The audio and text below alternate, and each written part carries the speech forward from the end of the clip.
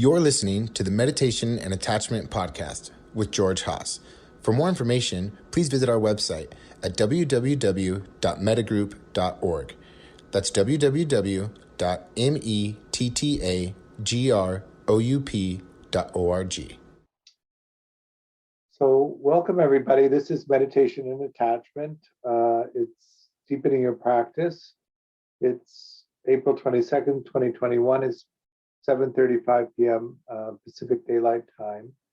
And tonight I thought we would begin a Vipassana cycle, and that I would talk about it in terms of how to organize practice. I was talking to my teacher, Dan Brown, and he commented that what we really need to do in the beginning is work through any difficulties that we might have that would prevent us from taking on the practice, so that we could then take on the practice and pursue it in a deep way toward the ultimate goal of practice, which is enlightenment. But that often when we come to practice, we come because we want to relieve our suffering experience, and that a lot of times the conditioning experiences that we had in our upbringing and our lives preceding our entry into the path and entry into practice can interfere with our capacity to go deeply into the meditation practice. And so it is useful to attend to that part first, resolve those issues, so that we then have the support that we need in order to pursue a deeper practice. So at Mettagroup, one of the things that we do is frame that in an understanding around attachment theory and investigate how our early conditioning expresses itself in attachment outcomes. Look at how, as a result of that, we organize the experience of our lives, and then work to develop the capacity to either adjust or create or expand a social network that will then be available to us to support us as we dive into the practice. Meditation in the West, or particularly in the US, is driven by the mindfulness movement, which is a kind of secularized expression of meditation, which is meant to as a stress reduction process, or something to boost contentment or happiness, and it's quite removed from the pursuit of enlightenment. And actually, the way that it expressed often would not lead to the insights that we talk about when we talk about enlightenment. And it's meant as a kind of lifestyle enhancer. Many people go into different strategies that we have in the West to attend to the difficulties in their lives that lead to a sense of suffering. And depending on the level of satisfaction or dissatisfaction with those approaches, find their way into meditation communities. So you come in through a mindfulness practice, you get some relief around developing the capacity to concentrate, but not enough to relieve that underlying core issues around the causes of that suffering. And then you move into deeper practice communities.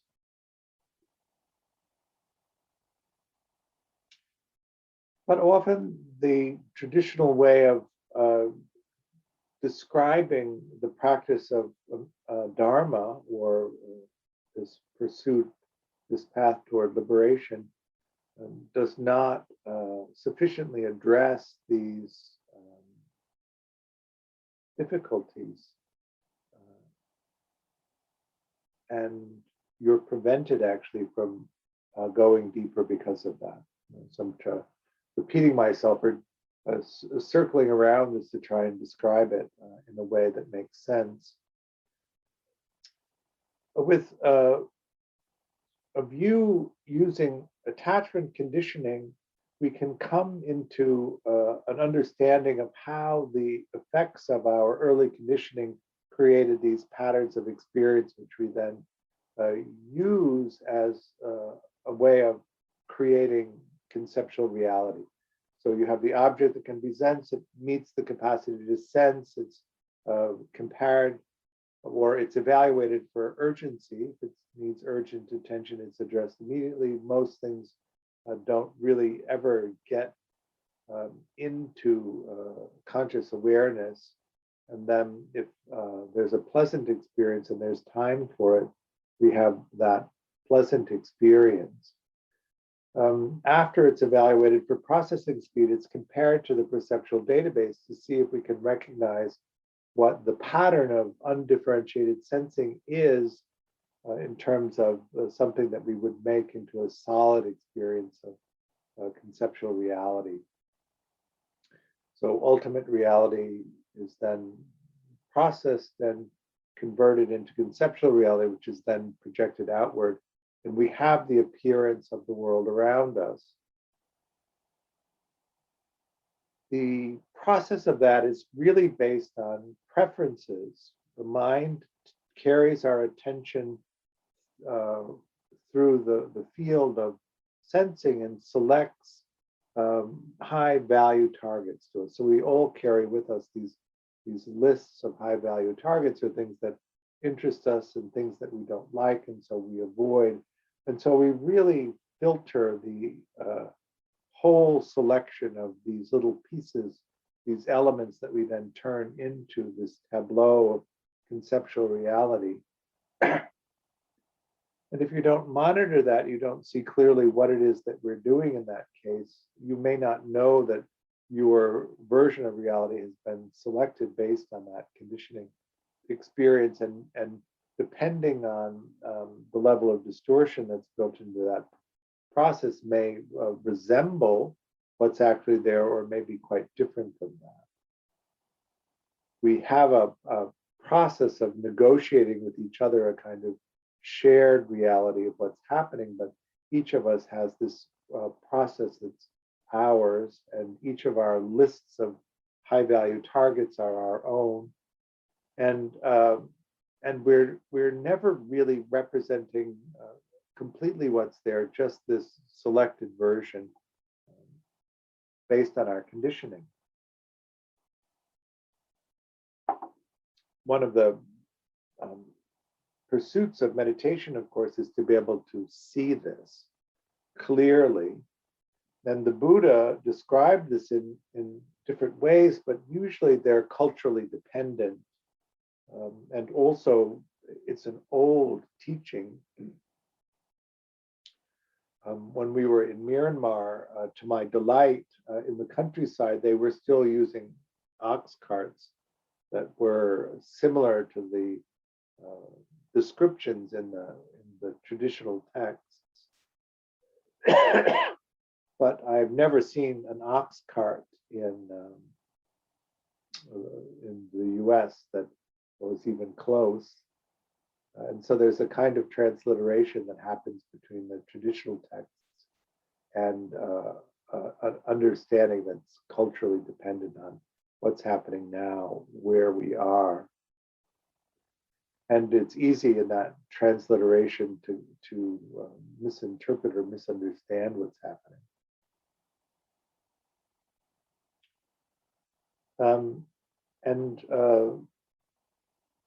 The monastic texts tend to be very emphatic and very linear and very stark in their exampling, and often that can be challenging in terms of how to understand what it is that they're teaching. And so you have teachers that you come to express it to you in the way that they language it.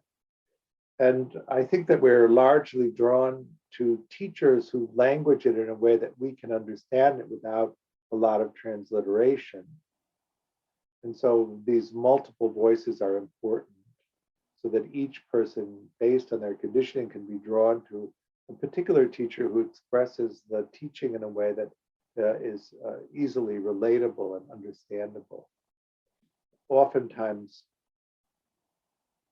the subtlety of what we're trying to describe and to get you to look at in your meditation practice is hard to distinguish without that that sort of immediacy of the particular kind of description that each teacher is offering.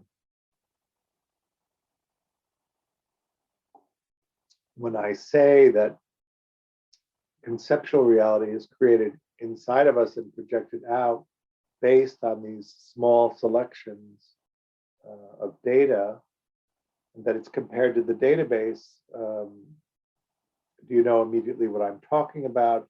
Does it create a sense of curiosity to explore and look for that?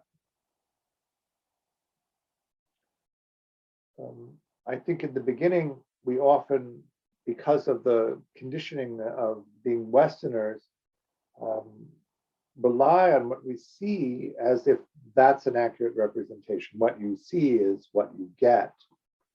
And this really comes from Western thought or Western philosophy around the seeing process, as far back as Aristotle, thinking that in visual experience, we look at what's out there and then create this working model internally of what is out there. Later with, there were some adjustments to this basic tenet, but mostly around strong emotion being capable of distorting that, but still the gathering of what's out there and a fairly complete representation of what's out there, creating this inner model of that. So in that kind of pedagogy, we rely on what we see, we rely on conceptual reality as an accurate representation. And in Buddhist thought, it's really quite different than that. Depending on our conditioning, depending on the quality of mind, changes or distorts the representation that we make, and then we push it out. So what we see and experience as out there is really a reflection of the internal experience. So the Buddha talked about this in terms of hindrances. For instance, if the mind is equanimous, the representation that's projected outward has a tendency to be more accurate. But if the mind is filled with craving or lust, it's as if the image were dyed a bright color. He used the metaphor of a mirror, a bowl with a dark glaze on it filled with water. So 2,600 years ago, that was a mirror. That we don't experience anything directly. We experience it as a reflection of the mind. And so the surface of the mirror is the mind that's reflecting what's out there. The water were still and clear. The image that's reflected off that is an accurate representation. But if the mind were filled with craving, then it's as if it were dyed a bright color, so that there's that infusing in the imagery of that, a bright color. I was talking about this earlier today. When I was a kid, we would go skiing and we would wear these sort of bright yellow colored glasses that were meant to increase the contrast on the snow so that we could see the moguls easier. And you put them on and you'd notice right away that it was distorting the color balance and contrast of the image outside. But after wearing them for a while, the mind would normalize it. It would seem as if that were the world, the way that it looked with those shifts and those differences. And you would just operate as if that were the way that the world was. But then at the end of the day, when you took glasses off, you'd see again, with that contrast of glasses on, glasses off, how distorted that view was. And then the mind would gradually settle into what appears to be a more accurate representation. the Buddha said, if the mind were filled with anger, it's as if the water were boiling. How distorting anger can be. If the mind were restless and agitated, it's as if a breeze were blowing across the surface of the water. If the mind was filled with sloth and torpor, it's as if algae had overgrown the surface of the water. If the mind was filled with skeptical doubt, it's as if the water were muddy. So you can see by looking at the quality of the mind that it distorts the perception of conceptual reality.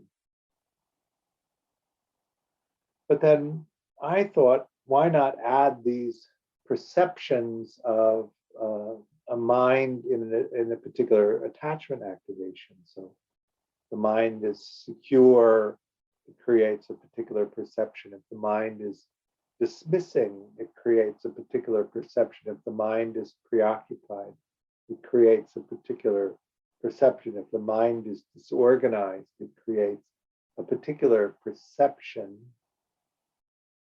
And that you can begin to tie those internal states, which you know through really, it's almost a collapse of capacity, an absence of some skill that might have been there earlier. What the pattern of that is, the felt sense of it, and then compare it to this view of conceptual reality.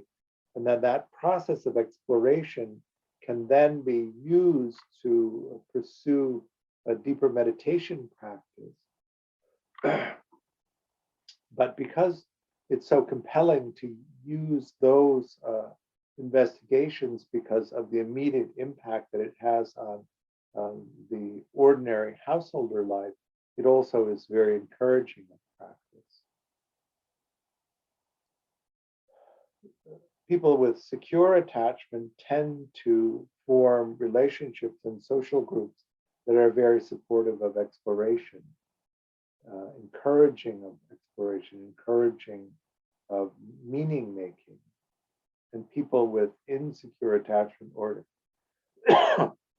disorganized attachment have a much harder time putting a social network that's supportive around themselves.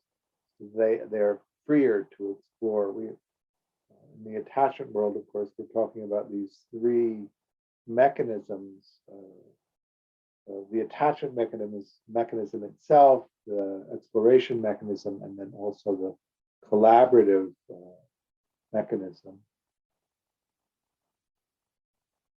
Attachment is only activated when there's the perception of threat, some kind of abandonment threat or some kind of physical danger. And when it activates, it deactivates the exploration mechanism and propels you to seek protection from the people around you that you feel safe with and you understand will help you and protect you.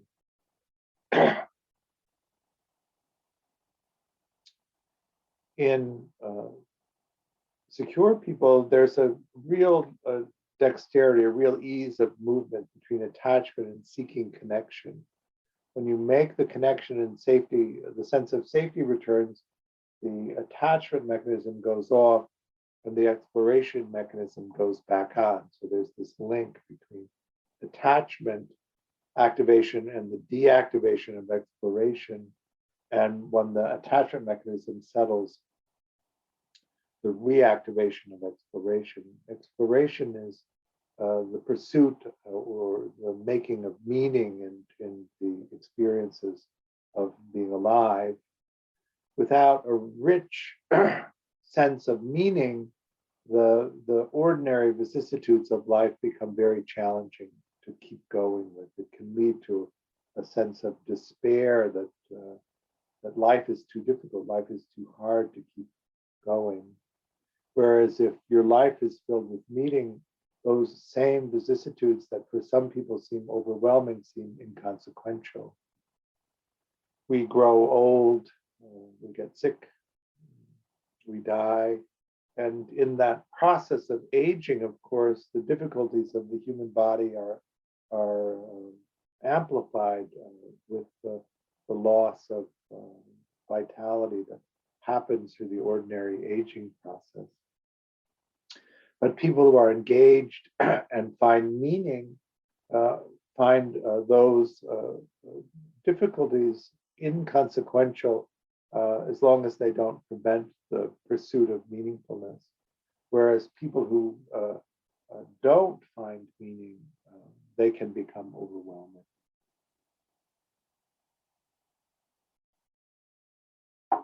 When we look at these patterns of attachment, exploration, and collaboration, people who are able to connect and engage people and build dynamic relationships have the support and encouragement that they need to continue exploring and finding meaning, so that aging process, that the vicissitudes of life don't interfere much. And people who have a harder time doing that as they age, the collective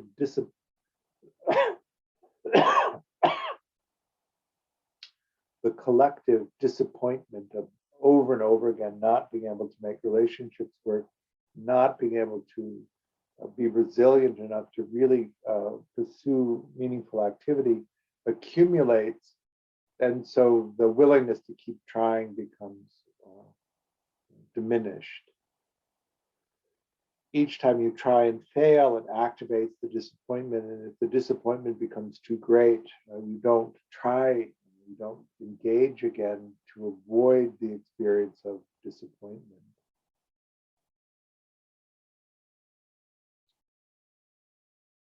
Even though you're successfully avoiding the experience of disappointment, you're not pursuing activities that have meaning. And so the day-to-day life becomes less and less meaningful, less and less rich. And so that despair of being alive takes over. In the US, we have it appears periodically in newspapers as an epidemic of loneliness in older people who are socially disconnected. So secure people have this agency in the attachment mechanism and regulating it, the exploration mechanism, and they have the capacity and skills to collaborate with other people in making these supportive relationships work. You agree to take care of somebody in a way that they want to be taken care of, and they agree to take care of you in a way that you want to be taken care of. And you collaborate with each other on each other's care. So you explain to people how it is that you can be taken care of in a way that provides meaning for you, and you're open and receptive to hearing how other people describe how they like to be taken care of in a way that's meaningful to them, and you figure out how to use your time, energy, and resources in order to do that. At the same time, supporting each other's exploration. Where we find meaning, of course, is in this process of exploring, but then discovering things and coming back to these people in our social network and sharing what we found out, and them being engaged and interested in what we're doing and in the understanding that comes from our intimate expressions of that. It may seem, as I'm describing this, something that would be very useful to have for your meditation practice. People that would support and encourage you to keep practicing and to go deep. And then when you come out of that, interested in your expressions of what you found out, so that there's this constant energy of practice that develops. And that's why I think it's so important to be able to have this social support for your practice.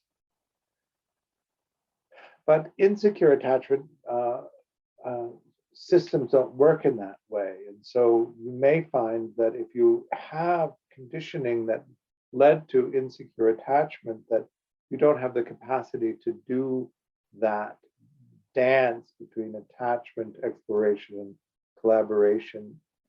And that in order to have that social network around you that really will support your practice so that you're free to go deep, even if it becomes challenging, isn't available to you. And so fixing that first may be required in order for you to have that support that you need to practice deeply. If you could do it in a way that as you're repairing the attachment injuries and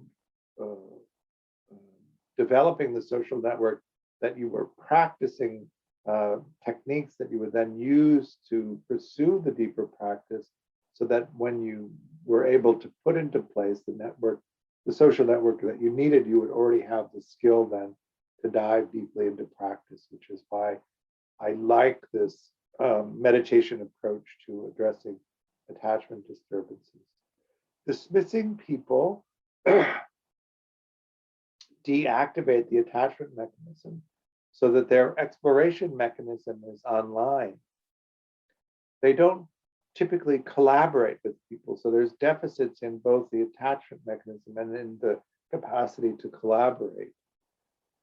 They engage in what we think of as a pseudo exploration. And there's a division here between a primary exploration where the activity of the exploration in itself is the thing that provides meaning, and a secondary exploration that is about attaining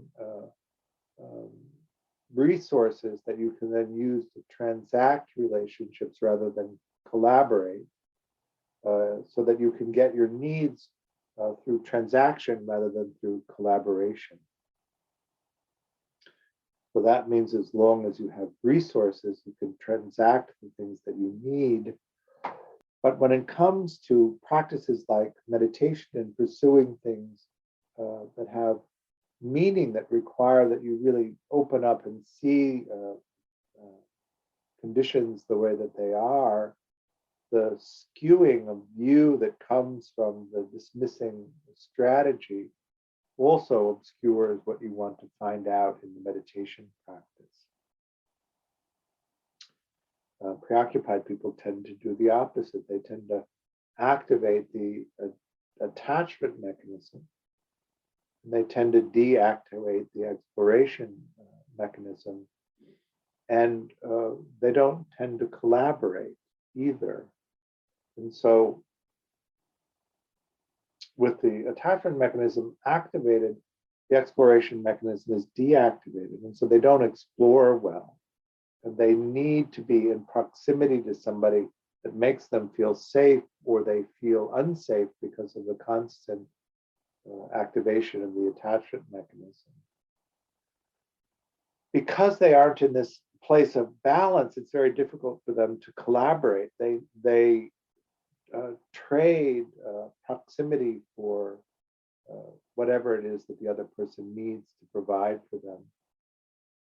Proximity. So it's also, in that sense, transactional.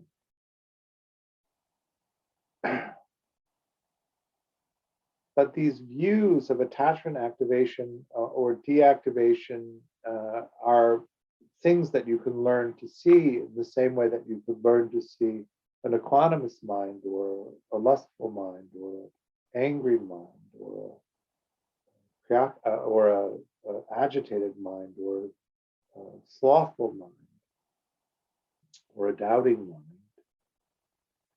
And then as they arise, you then can bring solutions to that cause those mind states to dissipate in the same way that you undo craving, aversion, and consciousness. And in doing that, open up the possibility of developing these social networks that then will support you, moving from insecure attachment toward secure functioning. There's also disorganized attachment. I haven't talked about that so much. When we say disorganized, we don't mean that you have a cluttered apartment. We mean that your attachment responses are unpredictable, disorganized. People who use a dismissing attachment strategy, when they're activated, respond in typical dismissing ways. A preoccupied person who's organized responds in a typically preoccupied way, a secure person in a secure way. But a disorganized person could respond with any of those responses, and it's unpredictable. It's hard to figure out how they're going to respond. And so you, as a person interacting with them, tend to react to that as unreliable. We like to, when we're collaborating with somebody, understand how they understand things, what expressions mean to them, so that we can then communicate to them in a way that's predictable. And if we can't predict how they're going to respond, we can't figure out how to language something. And so that can easily activate our attachment mechanism, make us fearful in the communication to them. So then how do we understand view? If you look at the Eightfold Path, right view is the first of it. And it means that you see things clearly, mainly that there is no experience of self that is permanent and located anywhere, that everything is impermanent, and that we live in a body that will age, grow sick, and die, and there's nothing that we can do about that. That becomes the basis of our engagement.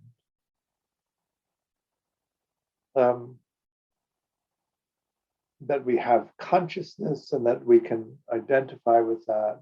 We have awareness which knows consciousness, and that we can view this experience of consciousness as the nature of all things.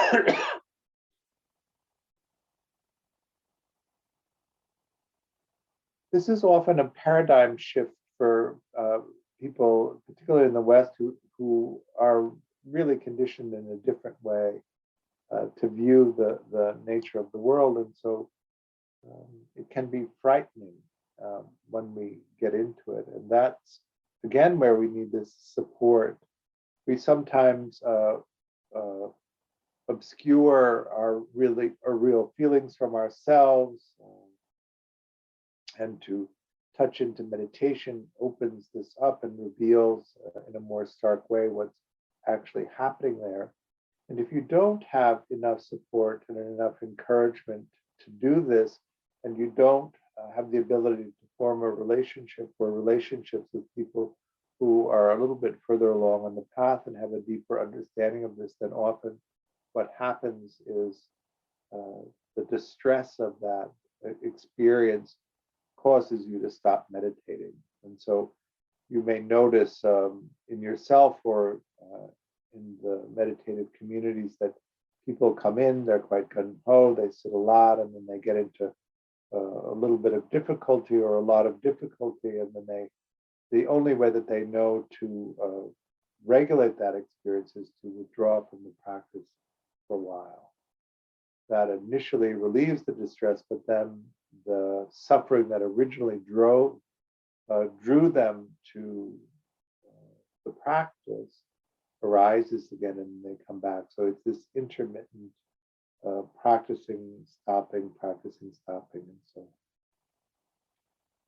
coming into a community or forming relationships with fellow practitioners and creating a stable sense of support really helps even out that tendency to simply withdraw from practice when it becomes too painful. I like to teach a metta-vipassana approach where you train first in the heart practices and develop this refuge of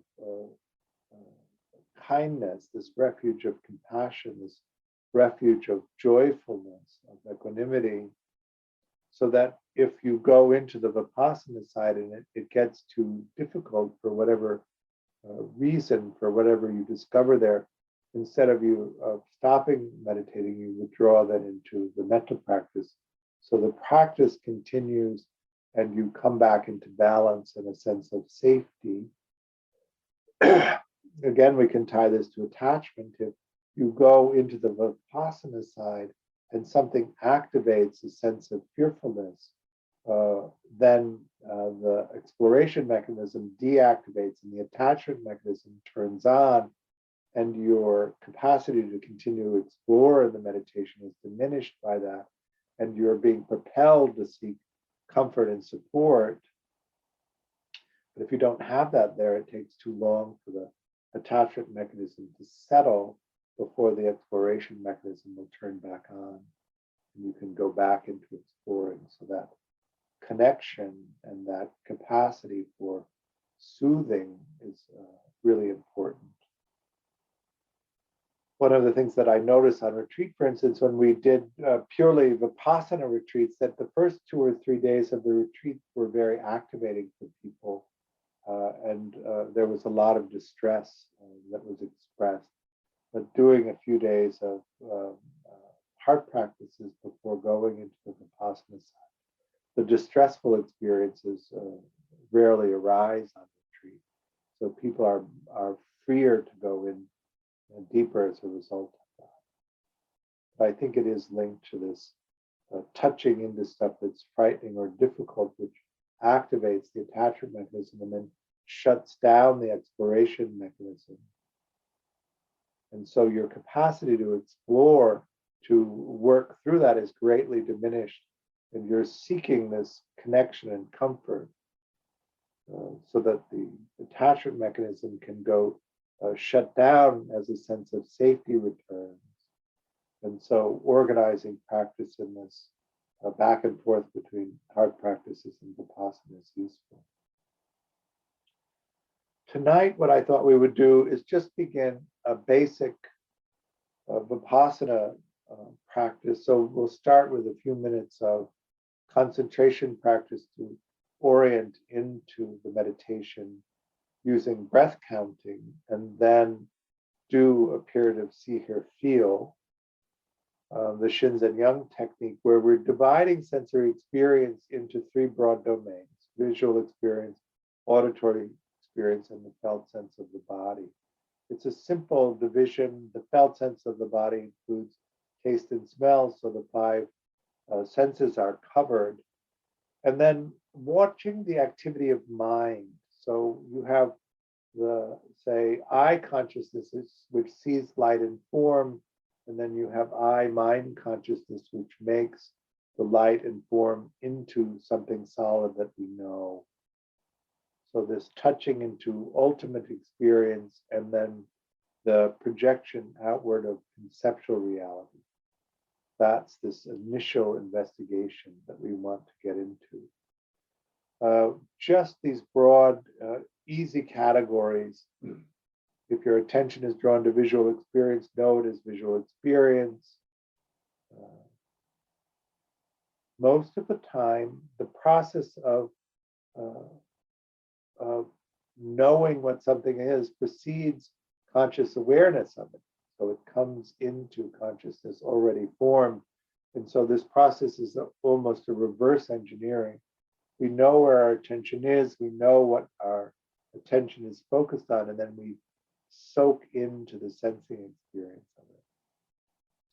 And then we just, we don't direct the mind in any way, we just let it do its own thing. So with no attention to direct the mind toward anything, what you'll notice is that it begins to grab things, begins to focus on the world around and collect pieces of information that it then creates the world out of. So also pay attention to that. There's the technique aspect of this, and then also what we're exploring by doing the technique. So go ahead and take your meditation posture.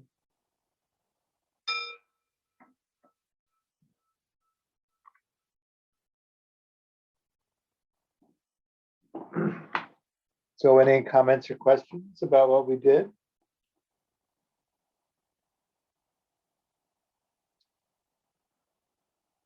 All right, so thank everybody for coming and for practicing.